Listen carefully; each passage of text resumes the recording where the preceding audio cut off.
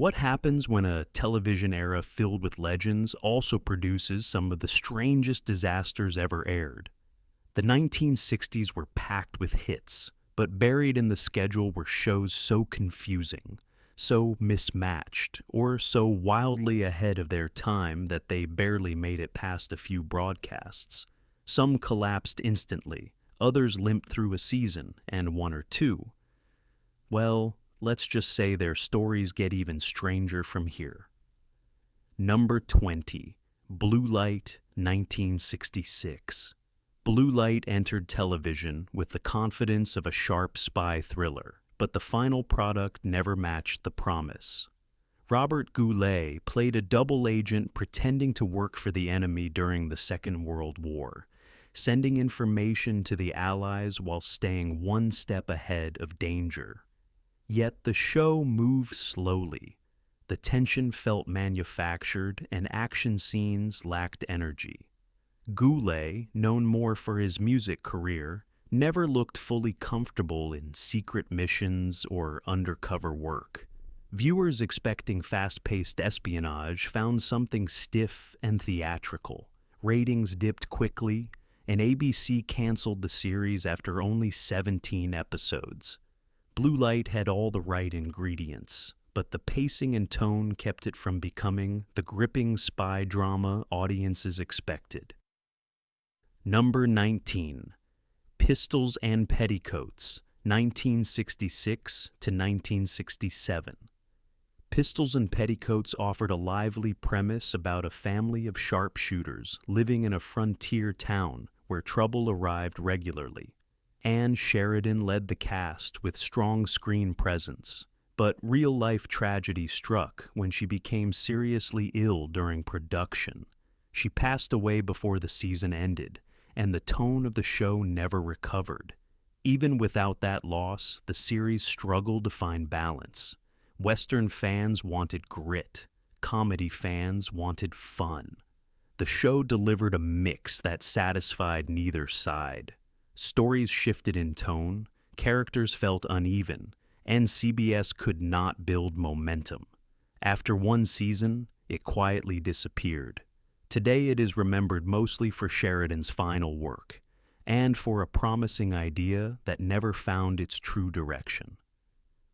Number 18, Occasional Wife, 1966 to 1967. Occasional Wife centered on a bachelor who pretends to be married to impress his bosses. The woman he recruits agrees to the plan in exchange for a place to live. The concept had charm, but it was a one-episode idea stretched across an entire season. Each week repeated the same setup. Someone almost discovered the truth. The pair scrambled to cover their tracks. A close call ended just in time. Characters did not grow, and stories rarely changed. Critics called it light entertainment with no depth, and audiences moved on quickly. NBC saw the ratings fall and canceled it after one season. Occasional Wife remains a reminder that a clever hook can attract attention, but without evolution, it cannot hold viewers for long. Number 17, Mr. Roberts, 1960, 5 to 1966. Mr. Roberts tried to adapt a beloved play and popular film into a weekly sitcom, but the spirit of the original story did not translate well. Roger Smith stepped into the lead role as an officer aboard a Navy supply ship during the Second World War, but the television version leaned too heavily into simple humor. The dramatic tension and emotional depth of earlier versions faded away. Sets looked flat, jokes felt predictable, and longtime fans compared it unfavorably to its stage and film counterparts. The show never decided if it wanted to be a workplace comedy or a warm military story. Ratings dropped early, and NBC canceled the series after a single season. Today it is remembered as an example of how an admired story can lose its impact when stripped of its original tone. Number 16, The Jean Arthur Show, 1966. The Jean Arthur show marked the actress's return after years away from the spotlight, and CBS hoped her charm would carry a modern sitcom. She played a lawyer working alongside her son, giving the show a mix of workplace humor and family dynamics. But Arthur's nervous, old-fashioned performance style clashed with the fast pace of 60s television. Scripts leaned heavily on light misunderstandings and small conflicts, but nothing developed into memorable stories. Younger viewers felt disconnected, while older fans found the show dated. Critics noted that the chemistry between cast members never fully clicked. Ratings fell steadily, and CBS canceled it after 12 episodes. The series stands today as a kind but unfortunate reminder that even talented stars can struggle when the medium changes around them. Number 15, The New People, 1969 to 1970. The New People followed a group of college students stranded on an island after a plane crash, forced to build a new society without adults. The concept aimed for bold social commentary mixed with survival drama. Rod Serling even contributed ideas, raising expectations. But the execution fell short. Episodes became long debates about leadership and responsibility rather than natural character development. The cast struggled to bring emotional weight to the stories, and the pacing felt slow. Viewers looking for action found discussions instead. Those wanting depth found the themes handled too simply. Ratings declined quickly, and ABC canceled the show after 17 episodes. Today it is remembered mainly for resembling themes that would become popular decades later, proving it was ahead of its time, but not ready for success. Number 14, Garrison's Gorillas, 1967 to 1968. Garrison's Gorillas borrowed its style from The Dirty Dozen, sending a group of prisoners on dangerous missions during the Second World War.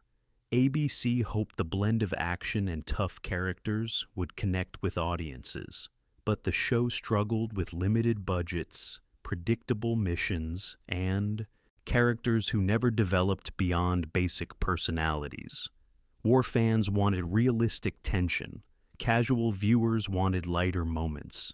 The show stayed stuck in the middle, unable to satisfy either group. Despite heavy marketing, ratings never stabilized.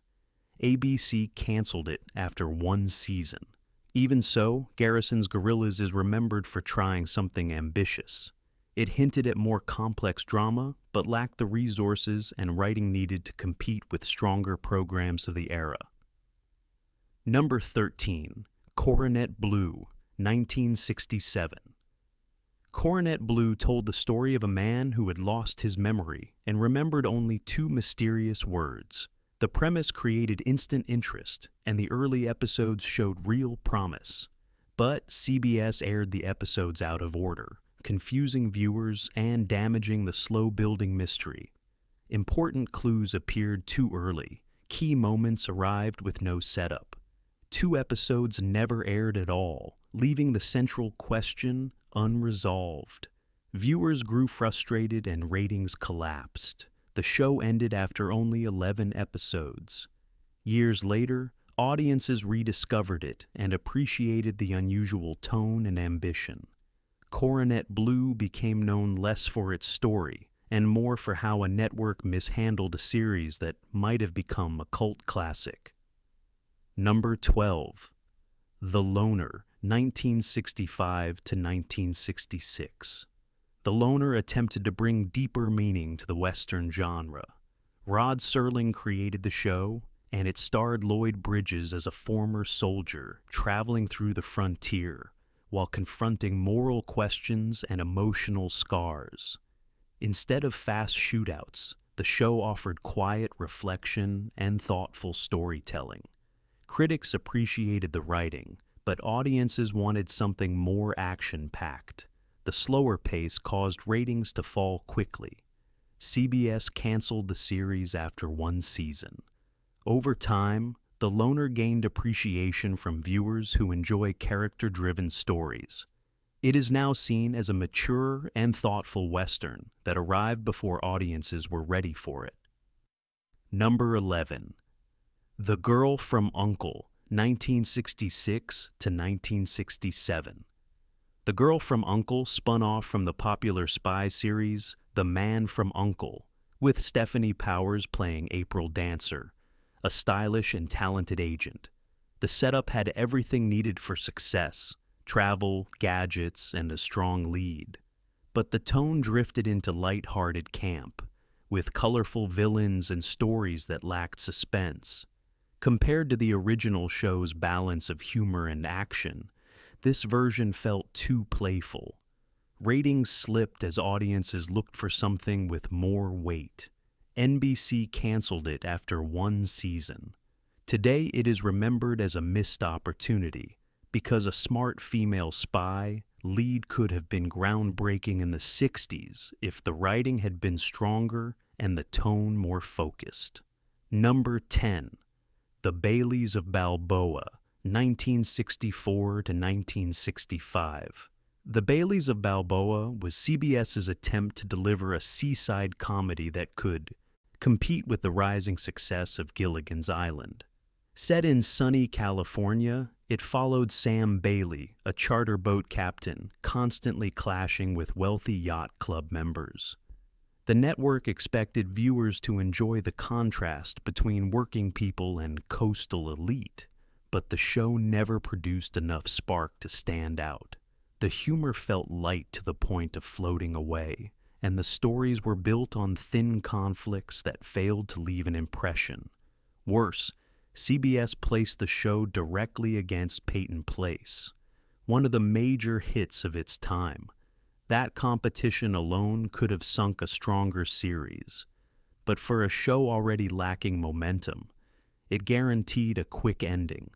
The Baileys of Balboa lasted just one season before disappearing almost entirely from television history. Today, it survives mainly as a footnote about scheduling mistakes. It teaches an important lesson. Even a harmless, pleasant sitcom can get washed away if it has no identity and ends up competing against a giant. Number 9. The Phyllis Diller Show, 1966 to 1967. When ABC signed Phyllis Diller, they truly believed they had a hit in the making. She was one of the most recognizable comic voices of the era, famous for her sharp delivery and unforgettable presence. Yet the Phyllis Diller Show never managed to capture what made her stand out. Originally titled The Pruitts of Southampton, it centered on a wealthy family forced to pretend they were still rich after losing their fortune. Every episode leaned on situations where high society sparked clashes with their new reality. But the writing could not keep pace with Diller's larger-than-life energy. Instead of bold jokes, viewers got predictable setups and soft punchlines. The rebrand midway through the season was a desperate attempt to revive ratings, but it arrived too late. Audiences had already moved on. One season later, the show was gone.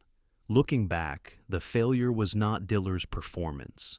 She gave the series everything she had. The problem was simple. Without strong scripts, even a powerful star cannot carry an entire show on her shoulders. Number 8. The Hathaways, 1961 to 1962. There are odd premises, and then there is The Hathaways. This ABC sitcom centered on a suburban couple who acted as adoptive parents to 3 chimpanzees. Yes, actual chimpanzees dressed in human clothing, performing weekly comedic routines.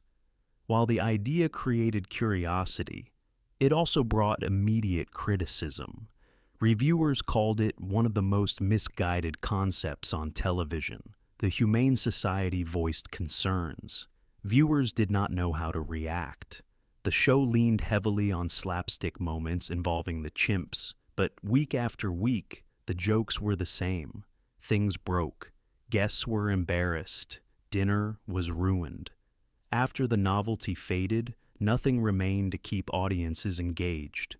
Ratings dropped quickly, and the network canceled the show after a single season. Yet the chimps themselves went on to appear in commercials and public events, which almost makes the show feel like an unintended advertisement. Today, the Hathaways remains a bizarre piece of television history. It is a reminder that a wild idea can attract attention, but attention is not the same as staying power. Number 7. It's About Time, 1966 to 1967. It's About Time came from Sherwood Schwartz, the same producer responsible for Gilligan's Island, which gave everyone hope it would be another light, silly hit. The story followed two astronauts who accidentally time travel and crash into the Stone Age. They meet cavemen, misunderstand everything, and survive through a mix of slapstick and improvised science. The pilot landed with decent interest, but ratings began to slip. Instead of letting the concept grow, Schwartz made a major decision that confused everyone. Halfway through the season, the show flipped its entire premise. The astronauts returned to modern society and brought the cavemen with them. Suddenly, the show became a fish-out-of-water comedy in the opposite direction. The tone changed. The pacing changed. Viewers checked out. ABC tried to promote the new angle, but the audience could not reconnect with a show that felt completely different from the one they started watching. After one season, cancellation arrived. It's About Time is remembered today mainly for how drastically it changed direction, proving that sometimes retooling a show can make things worse instead of better.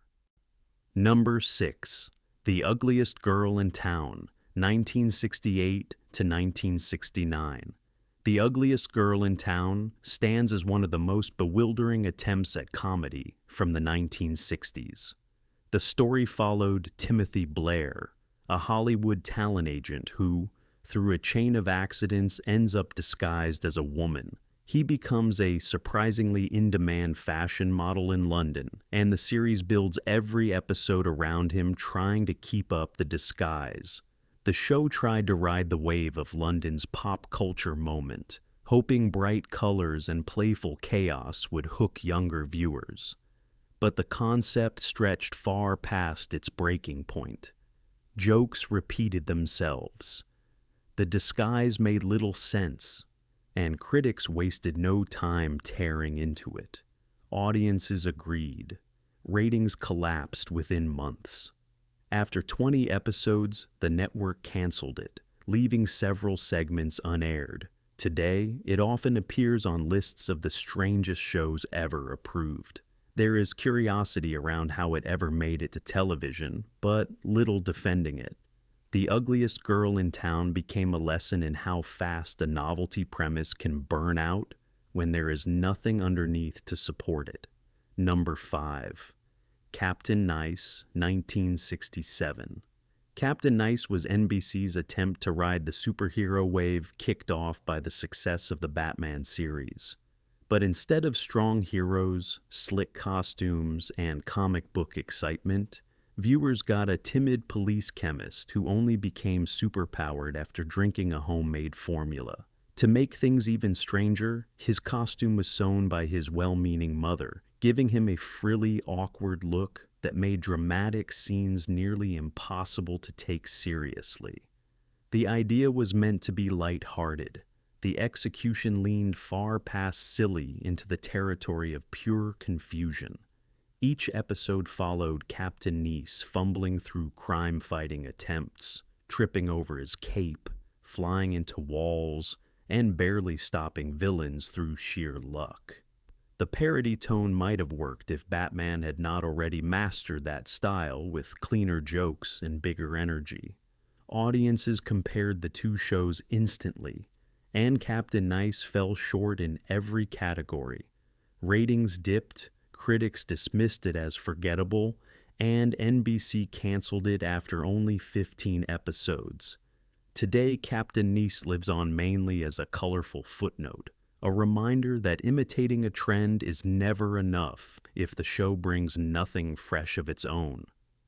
Number 4, Mr. Terrific, 1967.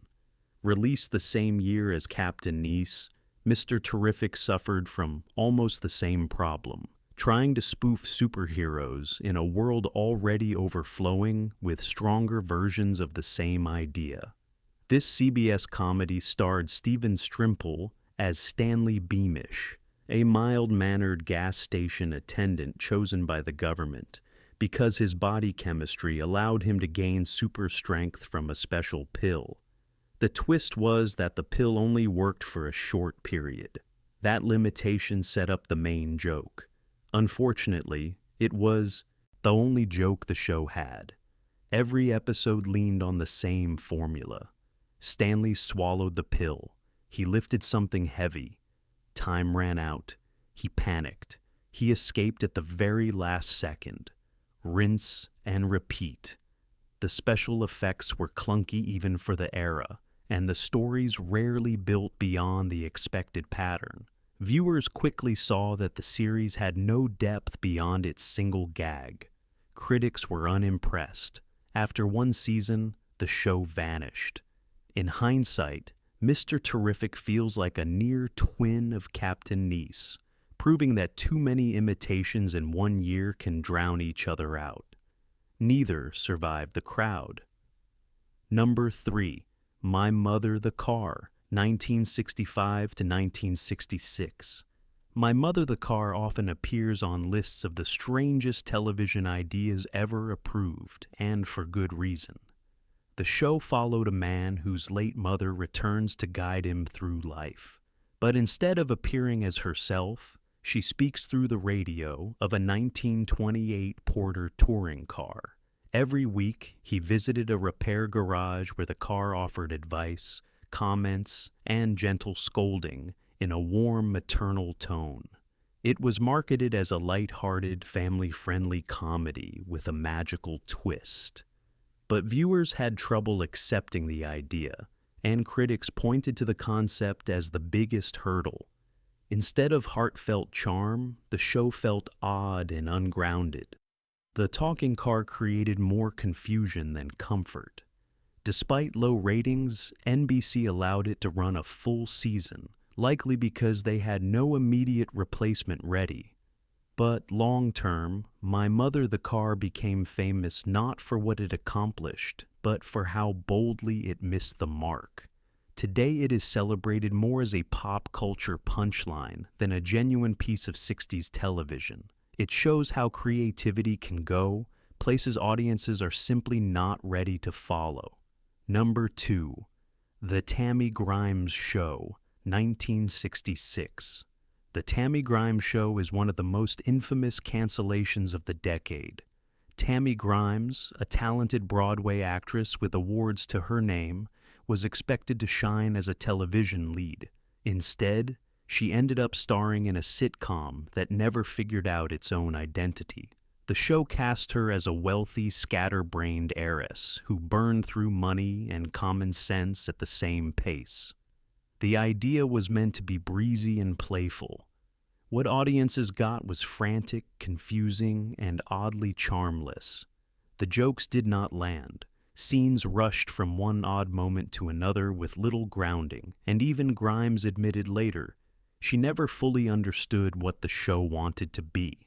After only 4 episodes, ratings sank so fast that ABC pulled the plug immediately.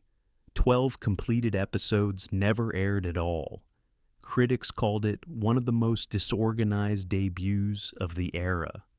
Over time, its legend grew, not because of its content, but because of how swift and dramatic the cancellation was. It remains a classic example of how a star cannot save a show that does not know what story it is trying to tell. Number 1.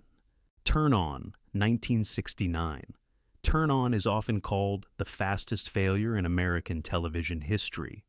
ABC wanted to outdo the strange, energetic humor of Rowan and Martin's Laugh-In by creating a sketch show powered entirely by rapid cuts. flashing imagery, electronic music, and surreal gags delivered at breakneck speed. The result was a futuristic style of comedy that looked like television, operating in fast forward. But audiences in the 1960s were not prepared for anything this abrupt or experimental. Some viewers complained before the first episode even finished airing. Advertisers backed out during the broadcast. A few stations cut away from the show before the first commercial break and never returned. By the end of the night, Turn On had effectively canceled itself through sheer shock value. The second episode, which had already been filmed, never aired. Today, the show is remembered as a cautionary tale about pushing too far ahead of the curve. Ironically, its style resembles the fast, fragmented humor common in internet culture. It arrived decades too early, crashed spectacularly, and secured its place as the #1 60s flop by collapsing in real time.